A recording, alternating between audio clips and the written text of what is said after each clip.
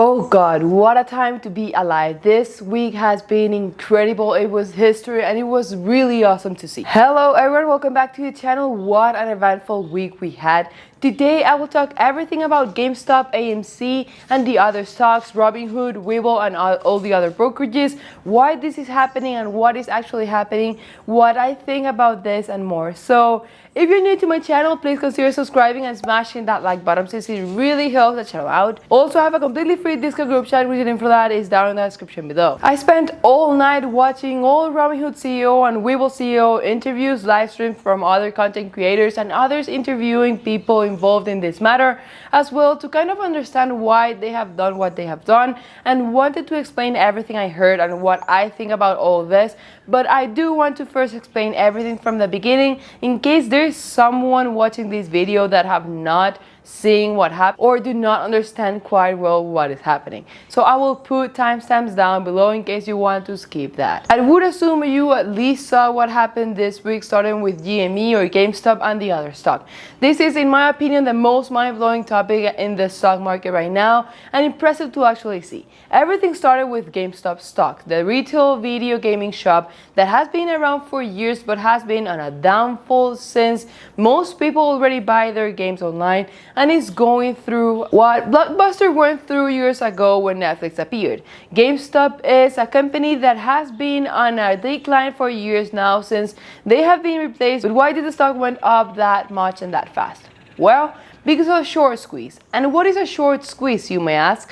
Well, first, a short squeeze is when an investor, in this case a hedge fund, borrows shares from a company and immediately sells them, hoping that the price of the stock will drop and they will be able to buy them back later at a lower price and then return those shares to the lender and keep the profit. But a short squeeze happens when the stock the hedge fund is betting it will drop actually starts going up, and they're forced to buy at a higher price and pay the difference between the price they set and its sales price to be able to return the borrowed stocks to the lender. Obviously, when you think about this, it is kind of shady because, as Elon Musk said, you can't sell houses you don't own, you can't sell cars you don't own, but you can sell stock that you don't own. This is BS. Shorting is a scam, legal only for vestigial reasons. Well, what happened with GameStop is that this hedge fund called Melvin Capital was shorting GameStop very hard, and WallStreetBets noticed it and basically said, nope, that's not gonna happen today.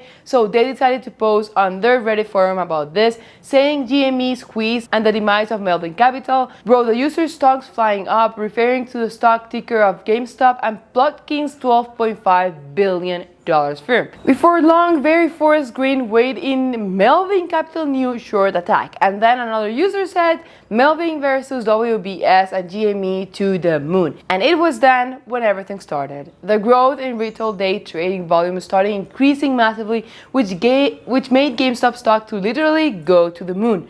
The stock got as high as $347 per share, which means that this week alone it went up over 350%, but since January 1st it has gone up almost 2,000%, which obviously that made hedge funds that were shorting the stock lose a lot of money because they were expecting it to drop to buy it at a lower price and make profit, but now they had to buy them for a way higher price to be able to return those borrowed stocks, which obviously helped GameStop's stock price to go even higher because now there is even more demand coming into the market from hedge funds trying to buy the stock but not enough supply. That is economics 101. More demand, less supply, prices goes up.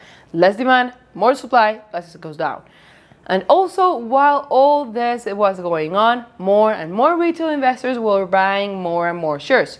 So now this has turned into a war between WallStreetBets, us retail investors, and institutional investors, aka Melvin Capital. And this is when things get really interesting because anything is possible. The most impressive thing of all that is not that GameStop is going up and retail investors are finally winning over the big fish, or that is what it looks like. The incredible thing is that we were able to see which stock they were shorting and were able to do what retail investors did, because I know there are a lot of companies being shorted right now, and when WallStreetBets figured out that the stock that they were shorting was GameStop and retail investors were able to turn things around. Obviously, if you watch mainstream media 2 or 3 days ago, you would see that they were saying this was WallStreetBets manipulating the market, but the truth is that retail investors are making something that will break or is already breaking the huge system. And in my opinion, this is excellent because for so many years, these institutional investors have played us by settling little deals between them that would mess up with us, but now they are complaining because retail investors were leading this time and not them. Obviously, this was not gonna pass like nothing happened. Obviously, institutional investors were going to talk about this and find a way that at the end would make them win and screw us as always.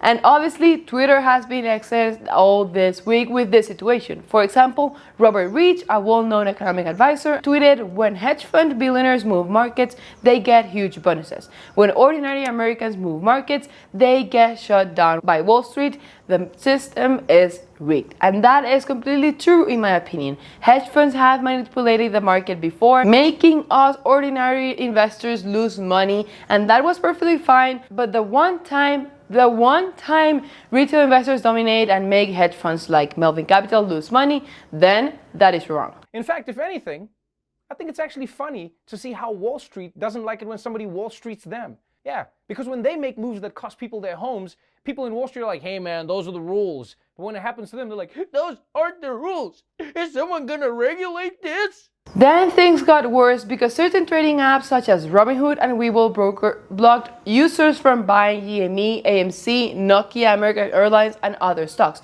A total of 13 stocks, by sending a beautiful email saying that it was to help us avoid risk. Come on. We have used their platform to day trade stocks, cryptos, options, have lost a huge amount of money doing that, and no one blocked them or us because it was too risky. And then yesterday they announced that they will allow limit buys of those securities they blocked today. In my opinion, pure manipulation. Why? Because when apps blocks their users from buying more stocks, the price of those stocks get forced down, and as price get forced down, stop losses from investors hit, making people sell out their stocks, and retail investors are not able to buy the dip. But you know who is able to? Institutional investors are able to buy the dip and cover their shorts by buying low. Obviously, not as low as they wanted since the stock is still up massively, but they could have been able to buy yesterday's dip while we didn't, and they were able to lose less money. Obviously, these brought class action lawsuit files against Robinhood following outrage over GameStop stock restrictions, because to be honest, they should not be able to do that for this type of reasons. Maybe for other reasons, but not this reason, because people should be allowed to buy and sell whatever they want, whenever they want, as we have been doing it with much riskier plays before. Now, I watched both interviews that were made to Robinhood CEO and Webull CEO. Robinhood CEO said that they have to protect us and that they decided to do this because they have to follow different financial requirements and mechanics that were not explained at all. One of the best questions they asked him was that what happened with all the other stocks in the past, such as Tesla, that is up over hundreds and hundreds%, but have never been regulated, and his answer was that this was just a different situation. Obviously, they are not winning of this situation. I would really recommend you go and watch that interview on CNN. On the other hand, the Webull CEO explained that what was happening is that they got a call from their clearing firm informing them that they will not support trading in some stocks like KOSS, GME, and AMC. So basically, it was a liquidity problem, and if Webull would have opened their trading for those stocks against wishes of their clearing firms, someone would not get their money when they sell the stocks, and obviously that is not good at all. So what do I think about all this? First of all, if you made money this week, congratulations. I'm happy you were a part of this kind of revolution, and if you didn't, you saw it happen, and that is history. We can all learn from that. I think that there is something shady going around. I think it is not fair, and that if they are going to regulate things like this, they should regulate institutional investors as well, since they they have way more money than us to manipulate the market. Also, in my opinion, as I said to the members in the Discord group chat yesterday in the morning, this does shows retail investors and groups like WallStreetBets have power to move the market just like any institution if they organize themselves as a group. I do think the power of retail investors has been underestimated. Obviously, we will not always be that powerful and the big fish will, but this is something we do have to take in mind. I mean, that is why small cap companies are sponsoring YouTubers to make investors learn more about them before or just after going public. They do know the power retail investors in platforms like YouTube actually offer. Also, no matter what happens with GameStop, the system has been broken, and this will, in my opinion, prevent hedge funds to short companies as hard as what Melvin Capital was doing, since Melvin Capital lost a huge amount of money. Thank you everyone for watching. Hope you enjoyed the video. Hope you made money this week or you learned something this week. Please smash that like button and subscribe since it really helps the channel out. Also, join the Discord group chat. It's completely free and we have fun a lot every day. Thank you and see you next time.